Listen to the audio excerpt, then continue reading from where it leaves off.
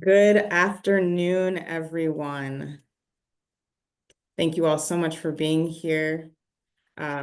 We are so excited to have this important discussion on affordable housing and housing justice with our 2025 Minneapolis candidates for mayor. And obviously, candidates, thank you for taking the time out of your busy schedules to join us today. For those of you new to our organization, my name is Asale Sol. I'm the executive director here at Housing in Action.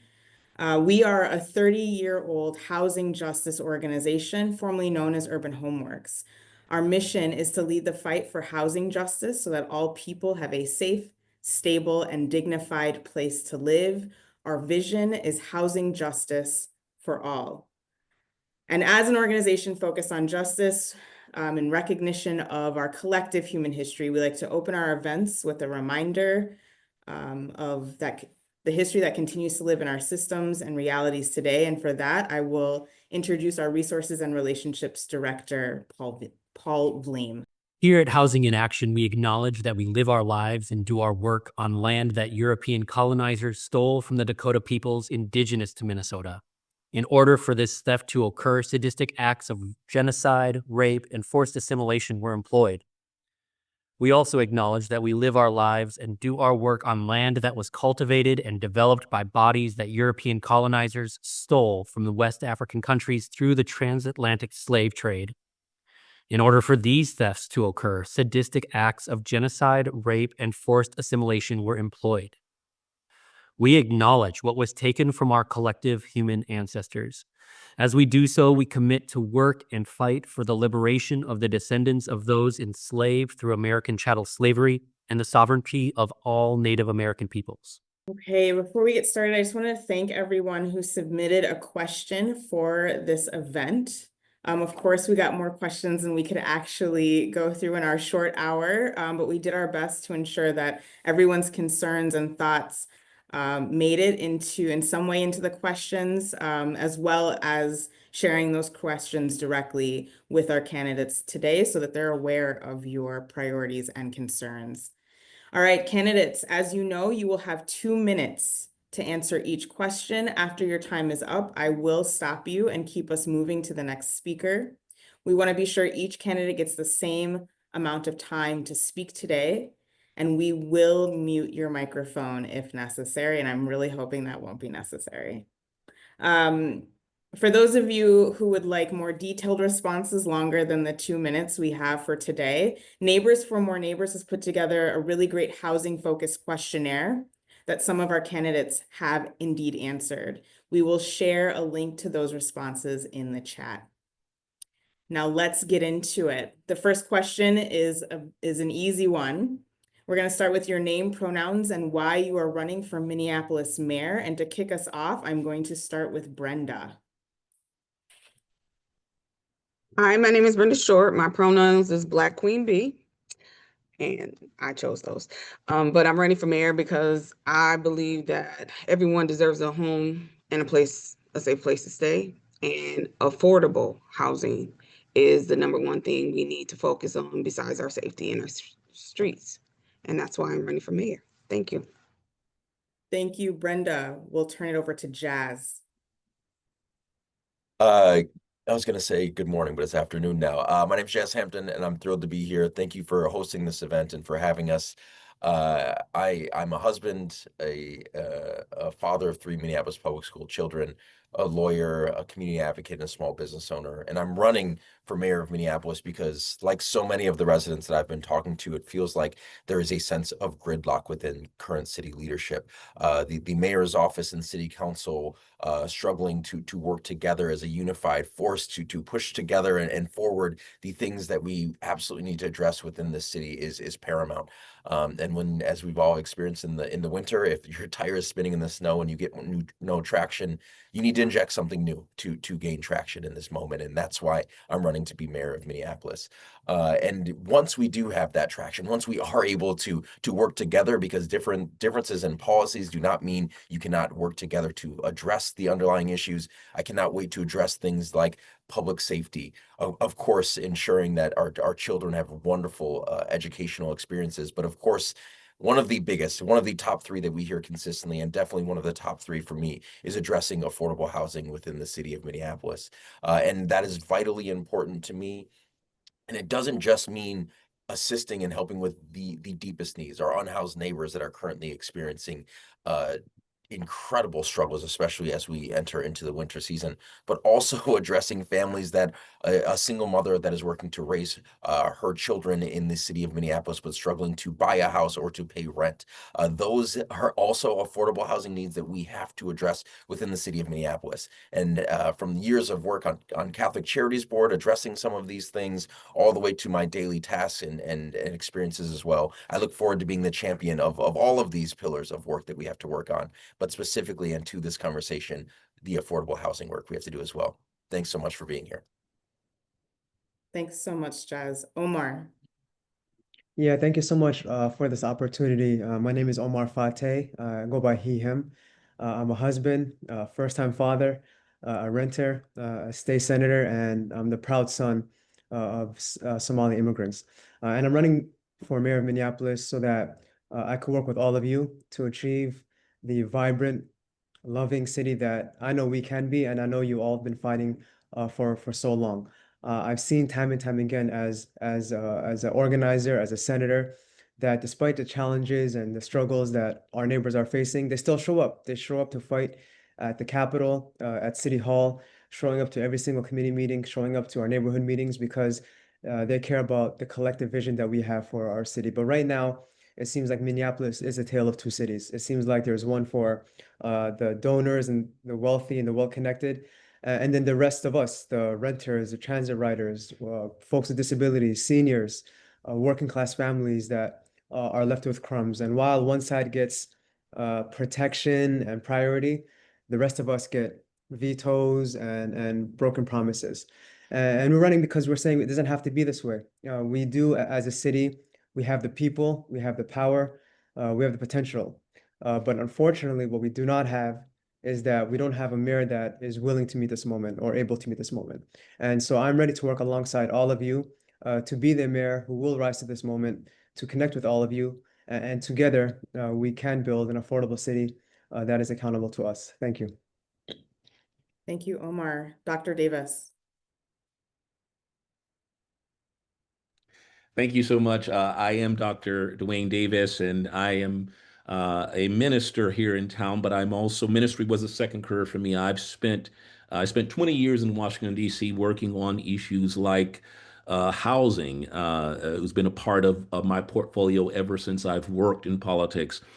But I'm running for mayor because ever since George Floyd was murdered, it seems as if though this city is stuck. And I gave everything I had to get us moving again, actually working on the community safety work group after the aftermath of George Floyd's murder to make recommendations for police reform and public safety. And what I saw behind that curtain is a city enterprise that was neither responsive to or in communication with the residents of this city. And we are at a critical moment. Again, it isn't that we can't address our problems. It isn't that we don't have what it takes to do that. It is that we just haven't had that kind of leadership. And in a city, by the way, that sits with entrenched poverty along with extreme wealth, this is an opportunity for our government and for our leaders to be very intentional about our response to real human needs, and housing is one of those especially. People deserve a place to live, a safe, affordable house, a home to live. I served on the board of Claire Housing, and the one thing that I learned by, spending so much time with those residents is understanding is when you are stably housed, so much of your dreams can be realized. So much of the things that you need to live a thriving, safe life come when you have a place that you can go to. So I want to work with everyone, this city, with the residents, with across jurisdictionally to make sure that we have a city that works for everyone, especially given what we are dealing with right now. Thank you, Dr. Davis. And I just want to acknowledge for our audience today that Mayor Jacob Fry and Kevin Dwyer were both, of course, invited to this conversation. However, at the last minute, Mayor Fry had to cancel, and we have not heard from Kevin Dwyer. moving on to the second question. If elected, what are the top 3 things you plan to do to ensure increased and comprehensive housing access and affordability for neighbors in our city, particularly those most marginalized? We ask that you are specific and share any policies or action initiatives that you plan to take if elected.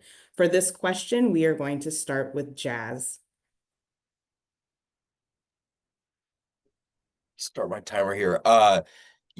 The number one issue we are facing is a lack of actual housing and availability, the lack of units within our city. So my work will be focused in on policies and practices that could expand the amount of housing that we have within our city. That means working with nonprofit and for-profit builders alike to ensure that we're streamlining the process to bring new units into the city, doing things like increasing funding to slash barriers, increasing funding and slashing barriers to expand the Affordable Housing Trust Fund.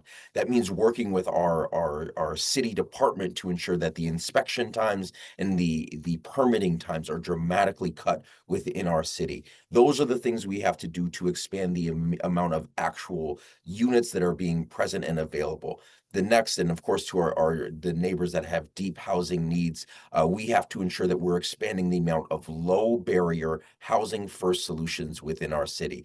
We do not do that the best on our own. We can and should partner with nonprofit organizations to ensure they can build more of those places where we can have low barrier access to housing needs for our neighbors that are currently sleeping outside and are unsheltered. That means when they receive the opportunity to be there, not only can they go in with whether they have mental health or addiction services needs, but those needs are being met within or in direct proximity to that building. And expanding that partnership with our nonprofit organization is something that we absolutely need to do right now.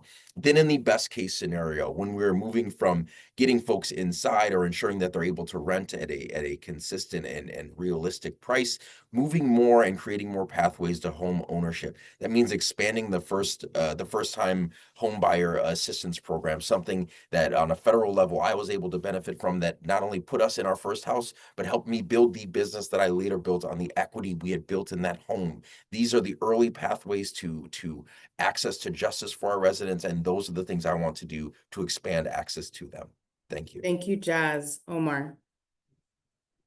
Yeah, I believe that housing is a human right, and at the same time, our city is not doing enough to provide safe, affordable options for housing for all of its residents. And we believe that everyone deserves a stable place to call home. At the Capitol, I was honored to carry legislation for the first time, bringing in $5 million for MPHA, the Minneapolis Public Housing Authority, to ensure that they can help with some of the backlog for some of our most vulnerable communities. So I want to make sure that we're not only maintaining the federally allowed maximum level of public housing, but having a dedicated levy to maintain this commitment as well is really important. We know that we had a city council that supported the establishment of TOPA, the Tenant Opportunity to Purchase Act, so that we can ensure that renters have an additional tool to access ownership. Unfortunately, it's something that the mayor did not support, and that's something that I want to make sure that we are pursuing to ensure that that option is available. We know we can expand and put in more money into the Affordable Housing Trust Fund. And also, I'd like to support the Affordable Housing First Right of Refusal ordinance to make sure we're preserving affordable housing, but also keeping it locally owned rather than being hoarded and captured by venture capitalists, and a lot of time out-of-state entities. And I remember I went to go tour a location in Loring Park, and there was a group that formed a tenant union in one of the buildings. And so they showed me around, and in the basement there was black mold, in the laundry room there was mold, the front door was broken, the mailboxes were all not working, so they had to go to the post office. And so they formed a tenant union to fight back. But the issue is that we found that the owners would rather eat the cost of the fines when they lost rather than do the right thing and renovate and do the repairs. And so we want to make sure that we're keeping things locally owned, because we know that these out-of-state entities only are in it for the profit. Thank you. Thank you, Omar. Dr. Davis. Thank you so much. The one thing that I want to start off as a sort of a larger way of approach is that to get the government back into incentivizing public and nonprofit development. All governments, including the federal government, has really been relying totally on private development. And I think we need to balance that scale. And so what that means is the same amount of attention and focus we give to private development, we should have that focus on public and nonprofit. That does mean expanding our housing, the city's housing trust fund. And I would work with the city council and including the county to go to the next state bonding debate to ask for at least an additional $200 million for our housing trust fund. And we will certainly target nonprofit and public developers for that money so they can build more projects.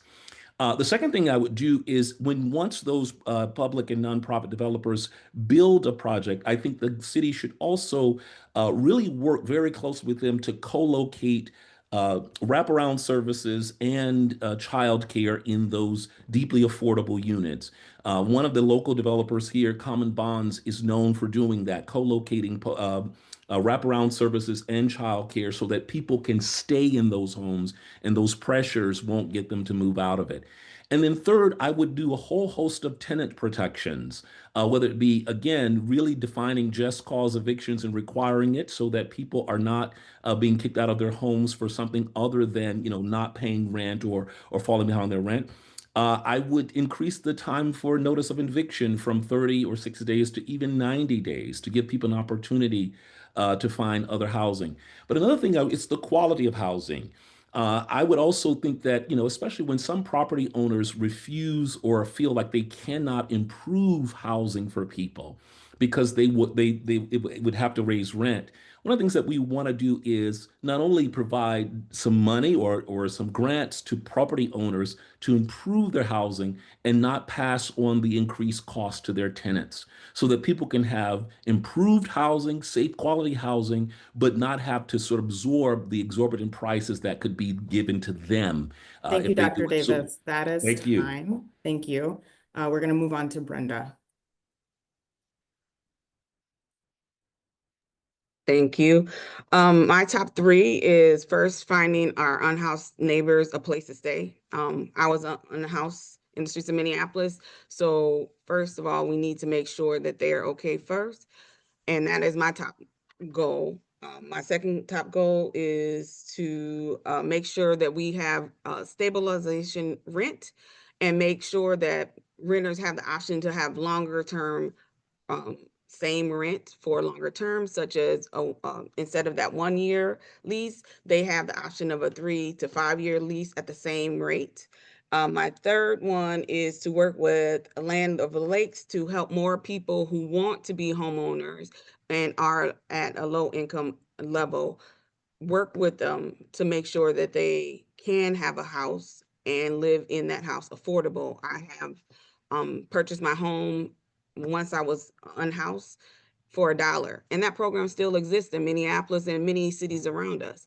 I am focused on making sure that we educate our community. If they want to own a home, we definitely need to educate them and the steps on how to get the homes through these programs we already have existing in our city. Thank you. Thank you so much, Brenda. All right, moving on to our next question. If elected, how will you ensure that the needs of the community shape your work? What will you do to ensure that all constituents have voice in your administration?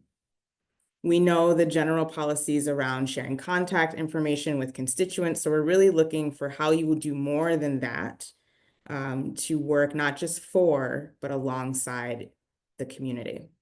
For this question, I'm going to start with Omar. Yeah, thank you. And that's an excellent question. And I would continue on the tradition that I've held since being a senator. When I first ran for Senate and won, I always told people that when you come to my office, I'm not someone that you need to come and lobby, but come in with me, partner with me, give me my homework. Let's get to work together. And I think it's important not just to be an ally in the partnership, but bringing people into the decision-making process. And I've seen the victories that we've accomplished with that when we defeated two multi-billion-dollar entities, Uber and Lyft, and giving rideshare protections for our drivers and increased wages. It was a community-led effort and community-led fight. When we got the North Star Promise across the finish line, tuition-free college for working-class families, it was our students that were on the front lines helping us getting it across the finish line. When we secured $5 million in funding for the first time for NPHA, that I was honored to lead on that fight, we brought on folks that were in public housing and also formerly folks that were housed in NPHA. And so we've seen the victories that we can accomplish when we actually bring people in the decision-making process. And I think that's critical to make happen. One of the things that I'm really proud about is being deeply rooted in community, getting to know people personally on a first name basis in various different neighborhoods. And I think that the accessibility piece is really important, not just having office hours or having people come to your office, but meeting people where they're at, especially folks that work one, two, multiple jobs, meeting them in their neighborhoods, in their coffee shops, in their places of worship, listening and hearing from them. Because a lot of the times, legislators and policymakers, we don't have all the answers and we don't have all the information. And so in this partnership, it's important to get educated and learn from community because they're the ones that understand the issues best. And if you want to be more impactful in the policymaking process, you have to bring them along for the ride. Thank you, Omar. Dr. Davis. Thank you so much.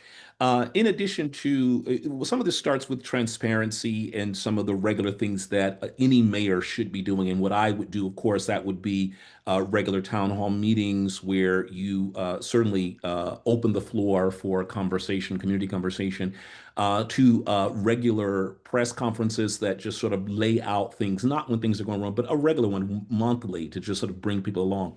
But one of the things that I have seen really wither on the vine here is the relationship between neighborhood associations and the city. And I think that's the first ground that you can come. And the reason that's so important to me, that exactly is how I have connected with what's going on in community, whether it was the Northside Residents Redevelopment Council that is in my neighborhood in North Minneapolis, or just last week when I spent time with the Jordan Area Community Council and the Twin Cities Recovery Project, where they did a major focus group of the unhoused and people around the Jordan Area Community Council headquarters. And what they learned was a range of things about their housing needs, whether it be issues around public health, issues around access to information. To me, that was a real learning experience. And I think as mayor, every mayor should be able to not only go there and hear directly from residents what's going on, directly from neighborhoods what they are encountering. And so much of that actually created some of the things that I want to do as mayor, whether it be creating opportunities for people to get documents that they've lost, like social security cards, or getting their birth certificates so they can get into, again, some services, whether it be people who need more options beyond simply being thrown into a shelter, but that it would be facilitated because they have connection to community, they have connection to help. These are the things that we need to do. Be in communication, be present with community to learn what you can do so that you can do good policy. Thank you, Dr. Davis. Brenda. Thank you. I made sure when I ran for office, I wanted to be 100% community and small business based. So that's why I could have asked for endorsement. I chose not to ask for endorsement. And I stand on not asking for endorsement besides our community members and our small businesses in our city. I always ask my community first what they want. I have attended not one, but over 1,000 as of today. Over 1,000 city council members meetings because community members don't have time to show up. And because I own my own business, they asked me to attend. I even remember going to a event at a city hall meeting about smoking and the rate of cigarettes going up to $15. I remember going to that, and I don't even smoke, but I spoke at that meeting because I wanted to support the community members who makes only $7 an hour, and it would take them 3 hours just to own one pack of cigarettes. So I am one of those people who are standing here for the community, will always be here for the community. And I want to be the candidate that says, you guys put me in office. And many people forget the mayor would not be here without the community voting them in office. Thank you. Thank you so much, Brenda. All right, so we have a rapid. I Oh, don't. I'm so sorry, Jazz. Jazz, I'm so sorry. Jazz, please answer the It's question. okay. That means you assumed it was perfect, and so I should have left it as it was. But let me. I will answer. Thank you. I do think the baseline in this question is the office hours and the consistent community meetings, and by that I mean going out and having meetings in the wards of the residents rather than asking them to come to a community or town hall meeting at our office. It's going out into their places and neighborhoods. But beyond just those quarterly or monthly meetings and office hours, we also have to make more times available that are in off peak times. My wife didn't even go to the caucus process, couldn't caucus on my behalf because we have 3 children and we had other things and obligations for our family at that time.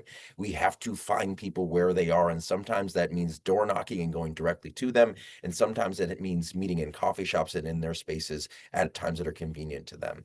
But beyond that, it's not just the residents that we have to talk to about this important work. It's also the organizations that we're relying upon to be partners in the work. And I don't just want to send emails and have communications with them. I want to observe from them how we can implement solutions at the highest level. That's why I've met with organizations, like I've said, obviously with Catholic Charities or leaders from PPL within the Twin Cities, and also going to the Lead the Fight fundraiser to see the work that is actually happening, and then understanding how we can amplify the things that are already successful. Why recreate the wheel if we have organizations that we can expand the great work that they're already doing? And here's the other part when we go and talk to our community members and to these organizations.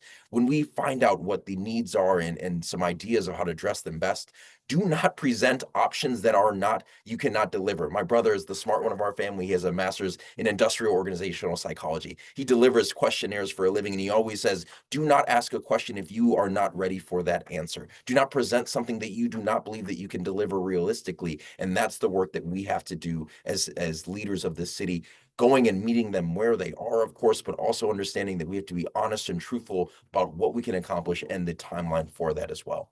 Thanks. Great. Thank you so much, Jazz. And again, apologies for that. All good. So now we will move into our rapid fire yes or no questions. So rather than giving each speaker time to speak, we are going to ask that you please remain muted and simply give a thumbs up or a thumbs down to indicate your stance on the following questions. So I'm going to go ahead. Do you support tenant opportunity to purchase, also known as TOPA?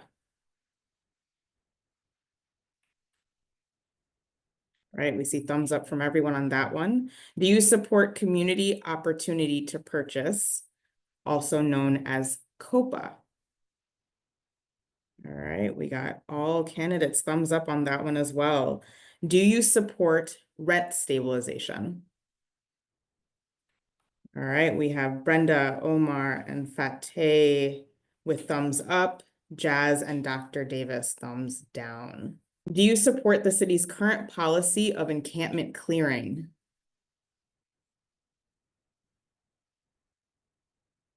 All candidates thumbs down. Do you support just cause eviction policies?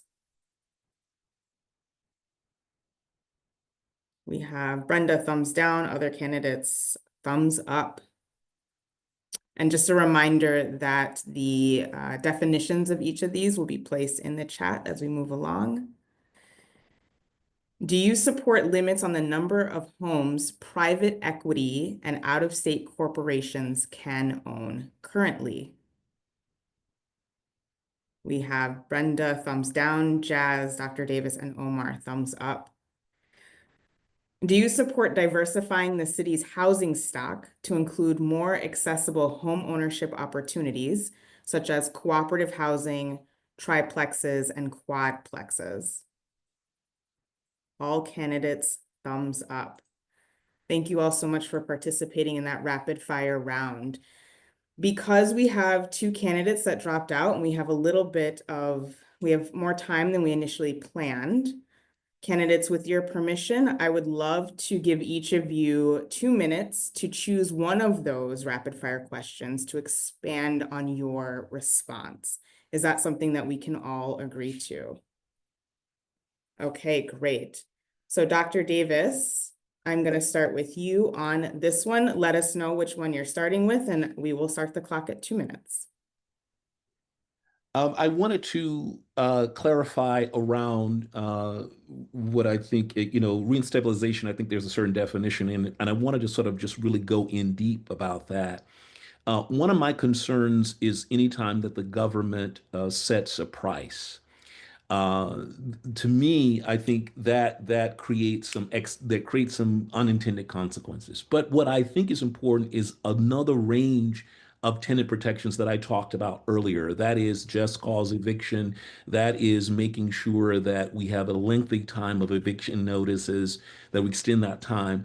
That we incentivize property owners to make improvements to their properties without passing that cost along to tenants. And then, of course, ending the speculation in housing so that we do not have out of town investors just sitting on property and bidding up the price of that housing. But the best way, I think, to balance the cost of housing is to make sure that nonprofit and public developers are as prolific in their creation of housing as the private developers are. Because again, those public and nonprofits, they can set rents. They can put rent at low. They can target rents to 0 to 30% of AMI. And if they do that, they are playing in the market. And by the way, if they're playing in the market with setting rents at that place, then that it prevents an automatic bid up in cost of housing for everybody else. And so I just want to specify that when we're talking about what we can do to rent, there are many levers that the government can pull to make sure that rents are not exorbitantly increasing and that the private developers are not artificially bidding up the cost of housing. So I just wanted to clarify that. Thank you so much. Great. Thank you so much, Dr. Davis. Brenda, we'll turn to you next. Thank you. I'm gonna be the opposite of Dr. Davis and talk about rent stabilization because I have studied with other states who have started balancing the budget and keeping the property taxes at the same level for the next 3 years. And so that offers homeowners and people who own apartment complexes agreement with the city that says, hey, if our property taxes stay the same for the next 3 years, we can promise that this apartment in our buildings will stay the same rent and offer our renters a long-term agreement instead of every 12 months they got to figure out if they got to move or anything. And sometimes our renters love where they stay, but the rent goes up. If we start making agreements and having our relationships with those owners and saying, hey, we can make sure your property taxes stay the same and offer those property owners some grants to make sure that if they need help with repainting or some kind of upgrade to their property, we should be helping our property owners to make sure that they stay safe for our renters, but also make sure that our renters have the option to stay in the one location for longer than 12 months. And that's what I have to say about rent stabilization. Thank you. Thank you, Brenda. Jazz. I'll stay. Oh, let me start my timer.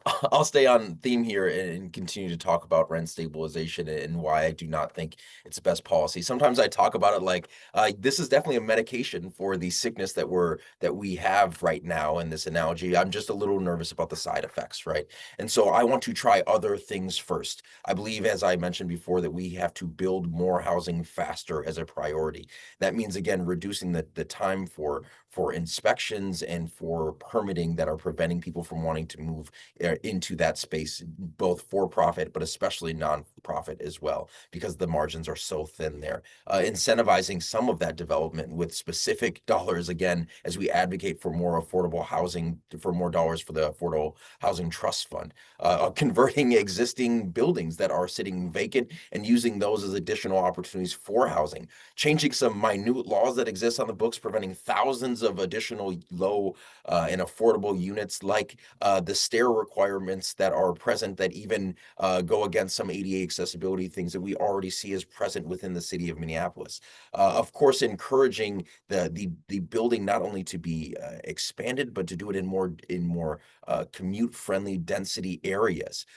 We also can expand the work that we're doing that we have done in the history, like in artist lofts and other work-specific opportunities for people to have more affordable rent. I think of places like Uptown, if we can provide more opportunities for artists to live there at an affordable rate, and then also expand the cultural hub that Uptown can continue to be and grow into. These are targeted approaches for the city of Minneapolis that I think will work better with less side effects than what rent stabilization could do. Because as I tell my students in my entrepreneurial finance course, I want you to learn from my mistakes, not to have to make them on your own. And what we've seen in St. Paul, in my opinion, is what will happen if we activate rent stabilization. It could stifle the growth that is the deep underlying need that we have right now in the city of Minneapolis. Thanks. Thank you, Jazz. Omar. Yeah, thank you. And I'll continue on with the same topic as well. And last election cycle, 4 years ago, a majority of the voters supported being able to vote on a rent stabilization policy.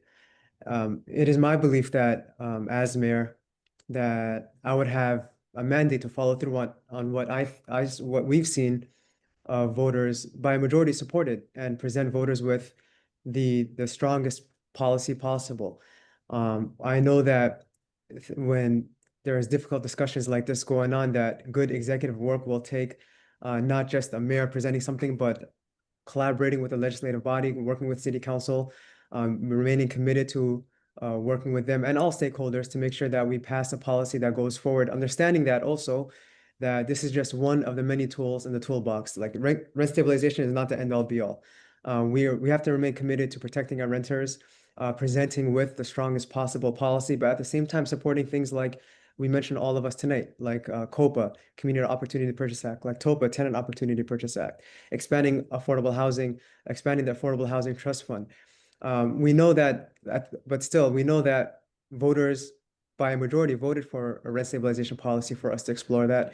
I would like to continue that, and it's not a radical idea. In fact, what we saw last year was both Biden and Harris were campaigning on it on the national level, supporting a rent stabilization policy nationally. And so we know we can get it done here in Minneapolis. We can lead the way, and it's not an either or. It's not either we build more affordable housing or we have rent stabilization. And I understand folks' concerns with St. Paul, and they're very valid and they should not be dismissed. But I also believe that there are many reasons why we saw what happened in St. Paul, from a nationwide building shortage, for example, to inflation. But we can still learn about what neighbors have done right and wrong, and put together a policy in collaboration with everyone that fits the needs of renters. Thank you.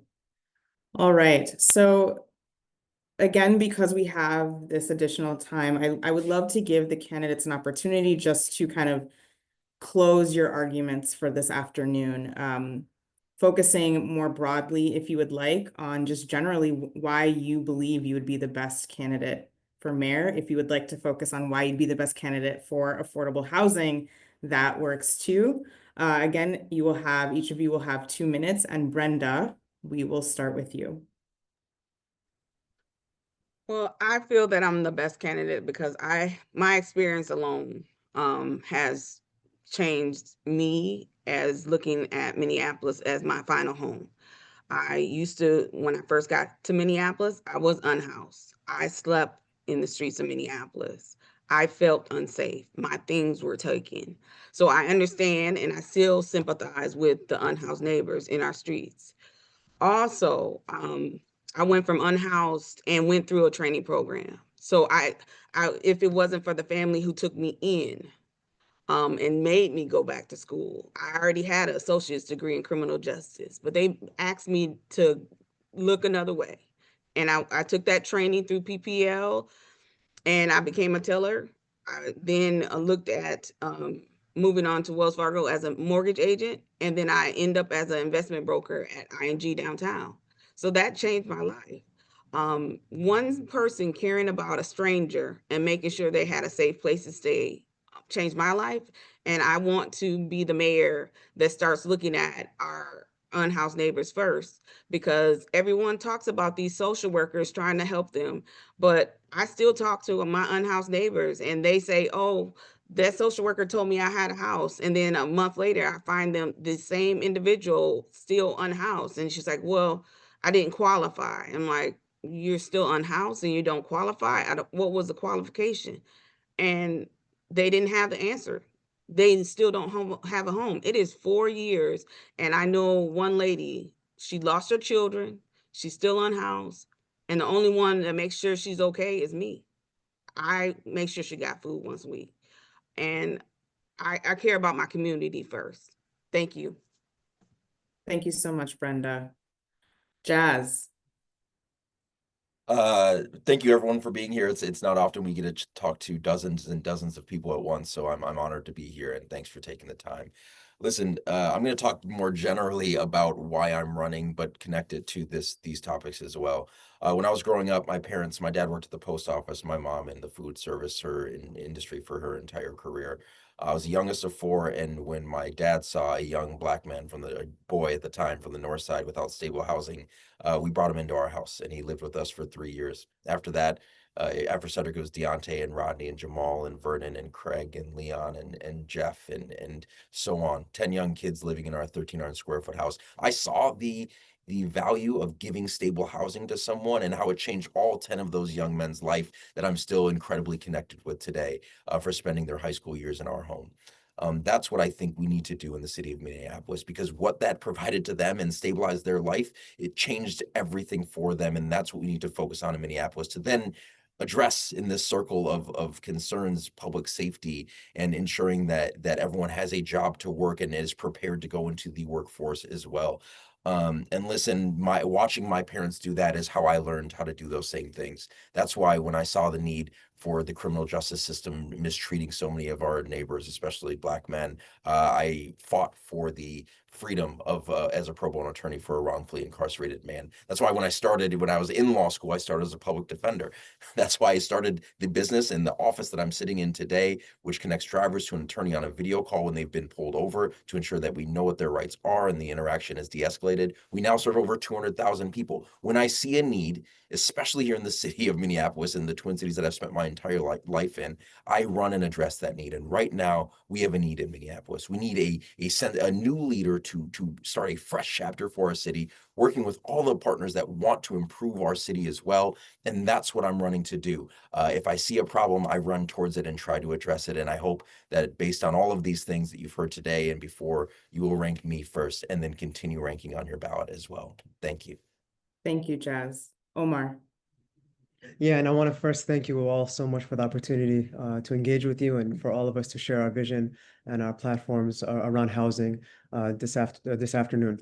Um, Last biennium, we knew that we invested $1 billion in housing, which was a historic amount, including $5 million in MPHA, a whole host of rental protections. But we knew that was not enough because of the decades and decades of disinvestment that has been occurring. I was proud to be an ally in leading the fight on a whole host of legislation, from protecting the Minneapolis 2040 bill, from the frivolous lawsuit that was going on so that we can clear the backlog that was caused by the lawsuit, and making sure we're building not only more affordable housing, but housing around transit stations and multiplexes and things like that. And I think that was the right approach. I was honored to also lead on other fights. I was honored to earn for the second year in a row this year the Housing First Minnesota Leadership Award for the partnership that we had together. And so right now, more than ever, we need a leader in housing. And so we built a real broad coalition from folks that care about renters protections to more affordable housing to pathways to home ownership and all of the above. Honored to be endorsed by 6 of the 13 city council members as the first choice candidate. Honored to be endorsed by members from every level of government, from Commissioner Connolly to a whole host of state legislators, from the progressive wing to the blue dog moderate Democrats, to show that no matter the strong differences we might have at times, that we still work together for the people on issues, including housing every single person.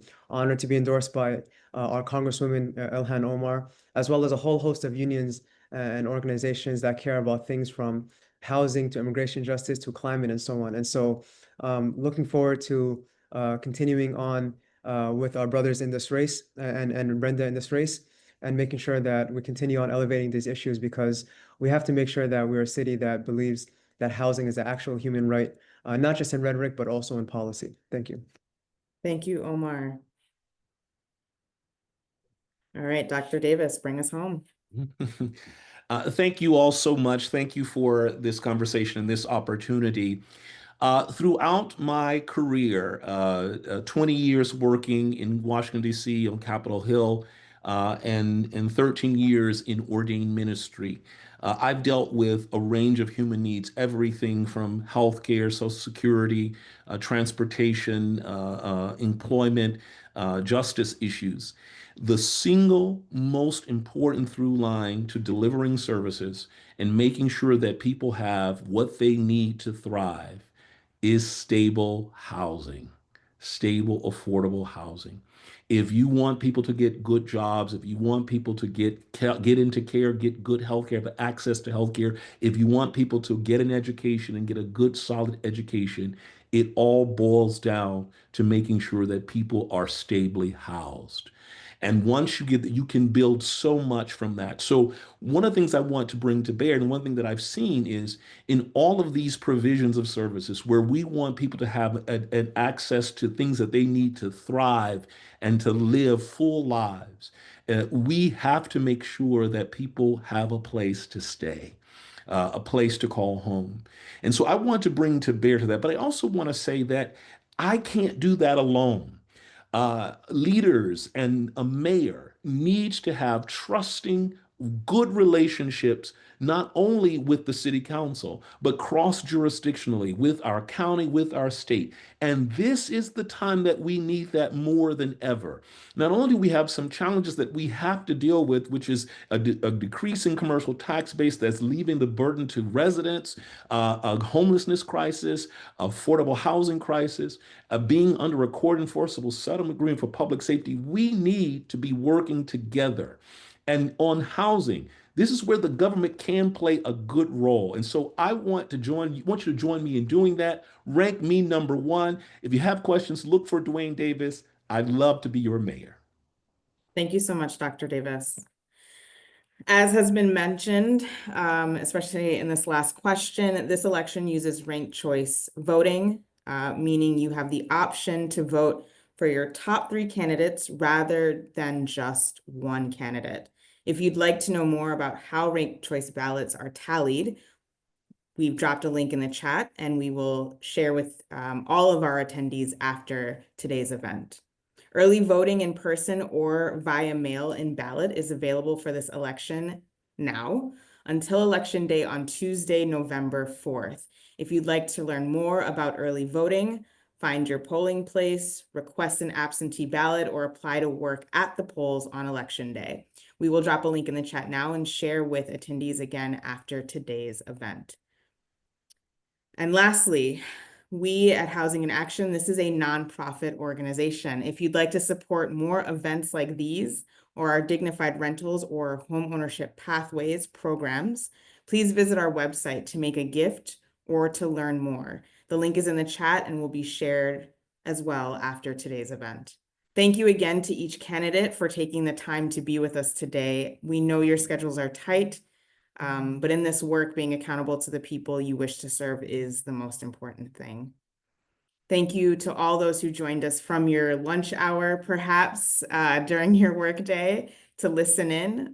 This is a recorded conversation, and we will post it to YouTube and Spotify as early as tomorrow, if you care to listen again or share with your communities. Thank you all so much. And we're still ending 10 minutes early. Have a wonderful rest of your afternoon.